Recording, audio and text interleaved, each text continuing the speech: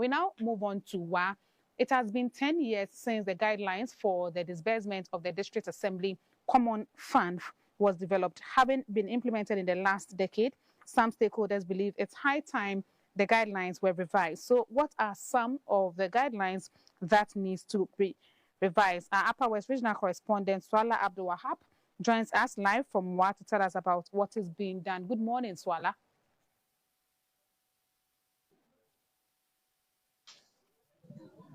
Thank you for joining us. What is being done with the District Assembly Common Fund? Good morning, and thanks for having me.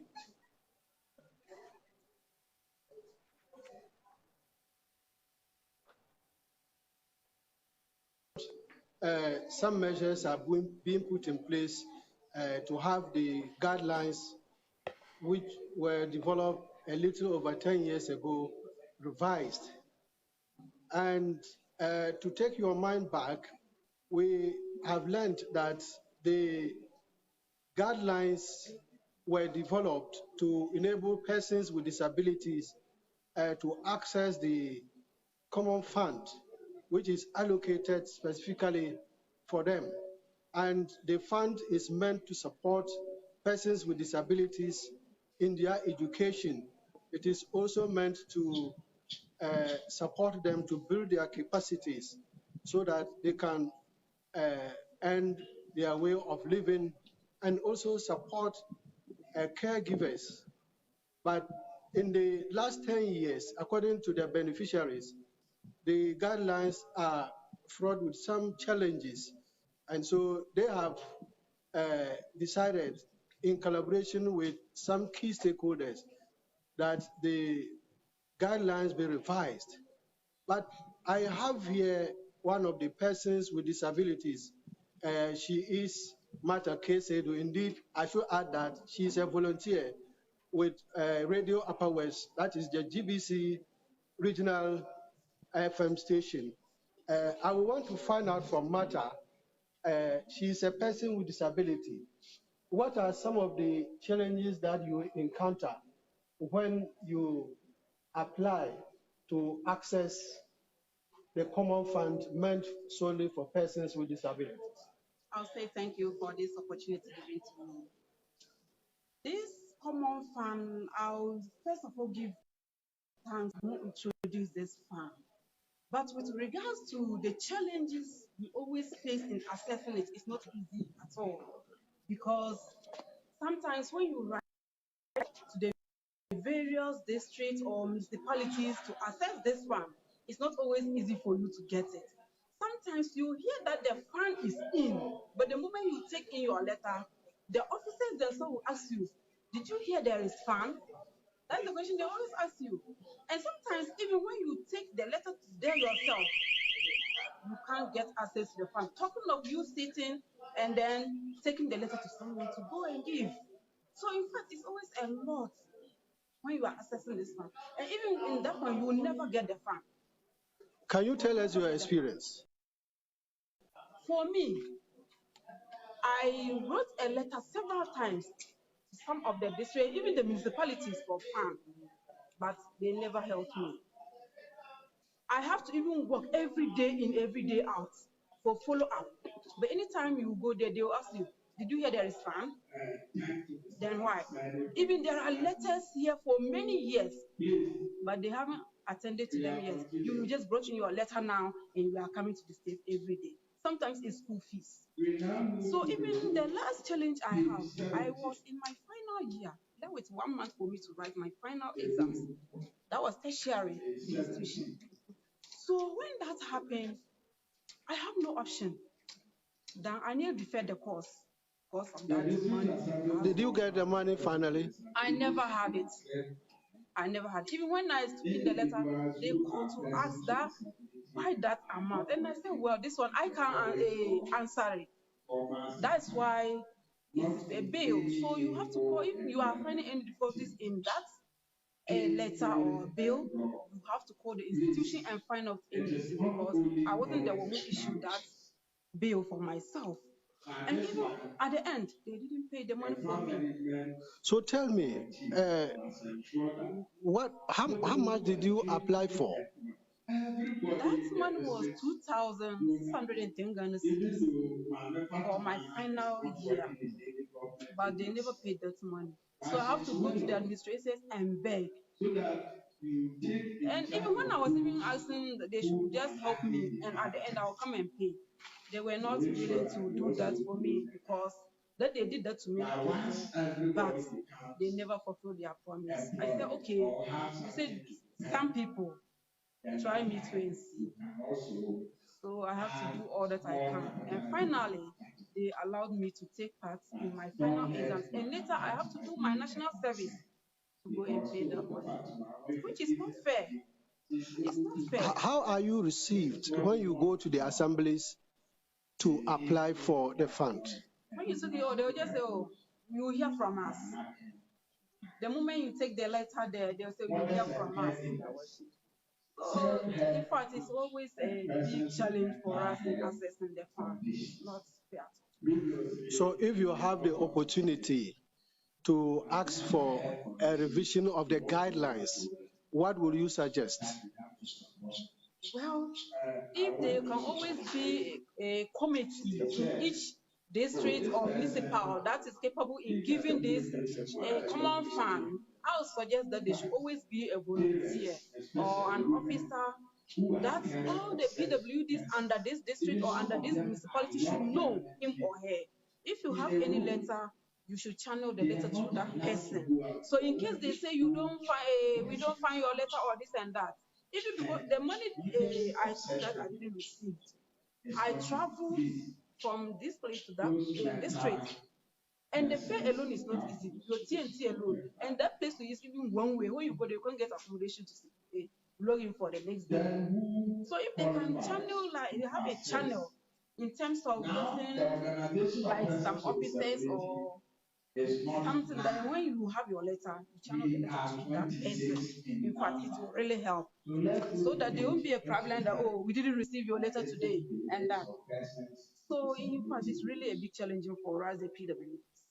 What about the amount that they give to you, the beneficiaries? What would you want to suggest? This is another challenge for us. For instance, if you write 1,500, at the end, you get either 500 or even less than that. And the answer the fund is not enough. So they are trying to attend to you all.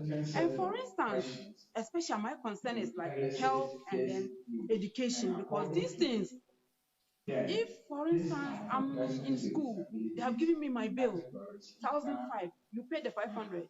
Looking at me, where do you suppose I should get that balance, the remaining one to go and pay? So it's always hard. And sometimes when they give the money to you and it's not enough, you have no any other option than to go and spend it. Because you can't use it for the intended purpose. For the intended purpose. You can't use it. So you have no option than to spend it. And sometimes when you go to, they ask that the last time you came, we did this, we did that. So why are you coming again? And sometimes they even say, when you receive, don't come again.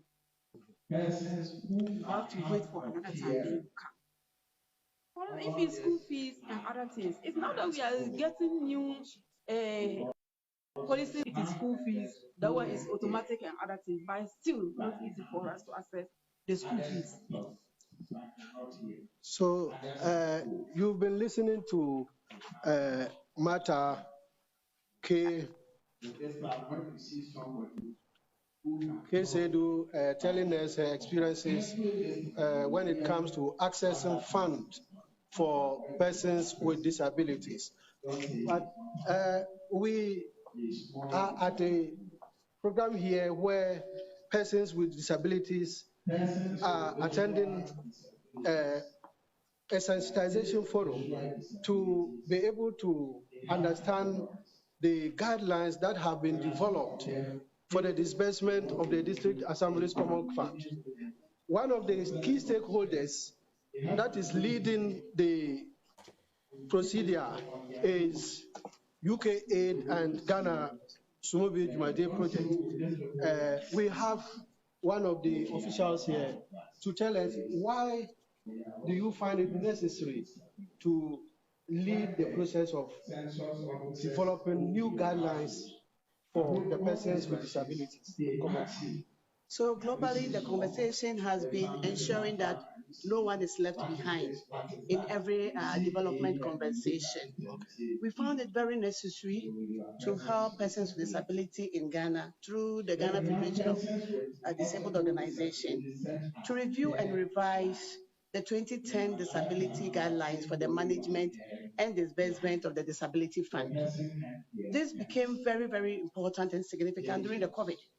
We found a lot of vulnerabilities, particularly within and among persons with disabilities, including those with mental health conditions.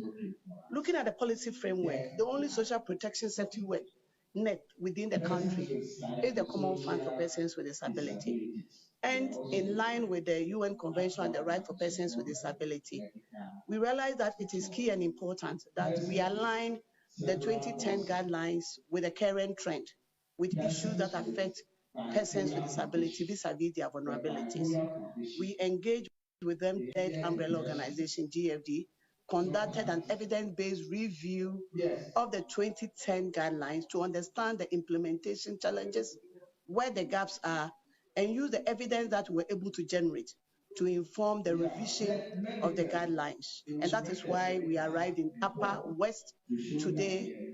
This is our 11th region out of the 16 regions. We are doing this in all the 16 regions to sensitize persons with disabilities themselves, social welfare officers, regional officers, and every officer at the district community level who is involved and charged with the responsibility to ensure the disbursement and management of the common fund. So, Madam Vivian, what gaps did you identify? Key among the gaps is the issue around those with mental health conditions and their caregivers. We found out that the 2010 guidelines did not consider or covered those with mental health condition. We also found that caregivers or mothers of severely or children with extreme or severe disability were also not captured. With some of the mothers, they need to serve several hours within the day, spend their entire productive hours to take care of their severely challenged children. And we found it very important to ensure that the Common Fund for the Disability component should capture and cover such women, such mothers, and then caregivers, be it a man or a woman, to ensure that they also lead some kind of productive or meaningful lifestyle. So when is this revised guidelines expected to come into? It was expected to be launched sometime last year. We are still on hold. We've had the Ministry of Gender, the then caretaker minister, to sign off the document as early as April 2022. Remember, we are talking about social protection, and the mandate is for Ministry of Gender, Children and Social Protection. But there's also the component of local governance, which also goes straightly within the doorstep of the Ministry of Local Government and Rural Development. So currently the document has been with the Minister, Honorable Dan Boche, since last year. We are hoping that he will finally sign it off for the national launch and adoption. And you could see from the delegates or the participants, we are over 60 here, persons with disability from all the districts within the region who are represented here. And they are so excited about the new content, the changes and the add-on, particularly the inclusion of gender within the Common Fund Management Committee, and then the assessment criteria that we've developed to make sure that there is standardization in terms of who can benefit, who cannot benefit, and how can we even identify these beneficiaries for this social support service in this country. So you've been listening to Madam Vivian. She is with the UK Aid, and she has explained to us how the revised guidelines was developed, and some of the key stakeholders who took part in making sure that our brothers and sisters who are physically disabled, visually impaired, and even the mentally ill will also have access to the disability fund. It is their right, just as other people have right to access funds that are statutory. And it is hoped that with these revised guidelines, when it becomes effective, the challenges persons with disability go through in accessing their common fund will be addressed. Back to you. Do you have any question for Madam Vivian? No, thank you so much, Swala. That will be all. We share with your sentiments. We are hopeful that the reason for which the fund has been instituted will be used for its intended purpose. Thank you so much, our correspondent Swala Abdul-wahab, joining us from the Upper West region. That will be all in this package. We will come again your way tomorrow for another edition of Happenings Happening in Real Time. Good afternoon.